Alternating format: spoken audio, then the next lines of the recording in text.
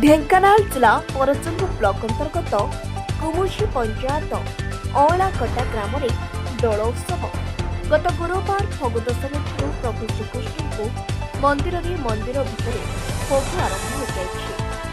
ଗତ 26 ତାରିଖ ଗୁରୁବାର ଶୁକ୍ଳ ପକ୍ଷ ତ୍ରୟୋଦଶୀ ତିଥିରେ ଆରମ୍ଭ ହୋଇ ଆଜି 2 ତାରିଖ ସୋମବାର ଦିନ ପର୍ଯ୍ୟନ୍ତ ପ୍ରଭୁ ଗୋପୀନାଥ ମା ରାଧାଙ୍କ ସହ ବିମାନରେ ଅଁଳାକଟା ଗ୍ରାମ ପରିକ୍ରମା କରି ପୂଜା ଅର୍ଚ୍ଚନା ସହ ଭୋଗ ଗ୍ରହଣ କରନ୍ତି ଏବଂ ଦୋଳମଣ୍ଡପଠାରେ ଦୋଳ ପୂର୍ଣ୍ଣିମା ଦିନ ସେ ବିଗ୍ରହମାନଙ୍କୁ ବିମାନରେ ଅଁଳାକଟା ପାଖ ଦୋଳମଣ୍ଡପକୁ ପାଟ ପଟୁଆର ସହିତ ନିଆଯାଏ ଓ ସେହି ମଣ୍ଡପଠାରେ ପ୍ରଭୁଙ୍କ ଉତ୍ସବ ଗ୍ରାମବାସୀଙ୍କ ସହଯୋଗରେ ବେଶ ବାଜା ବାଣ ଲାଇଟ୍ ନାମ ସଂକୀର୍ତ୍ତନ ସାଉଣ୍ଡ ଗୋପାଳ ପୁଅର ଲଉଡ଼ି ଖେଳ ବେଶ ଧୁମଧାମ ସହିତ ଏହି ପର୍ବକୁ ପାଳନ କରାଯାଇଥିଲା।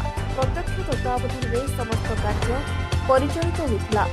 ମିଳନର ପରିସମାପ୍ତି ପୂର୍ବରୁ ବିମାନ ଉପରେ ରାଧାକୃଷ୍ଣଙ୍କୁ ଉପଯୁକ୍ତ ମର୍ଯ୍ୟାଦା ସହ ମେଲାଣି ଦିଆଯାଇଥିଲା। ପରଜଙ୍ଗରୁ ଗୋକୁଳାନନ୍ଦ ବେହେରାଙ୍କ ରିପୋର୍ଟ, ଭଞ୍ଜଦତ୍ତ ଖବର।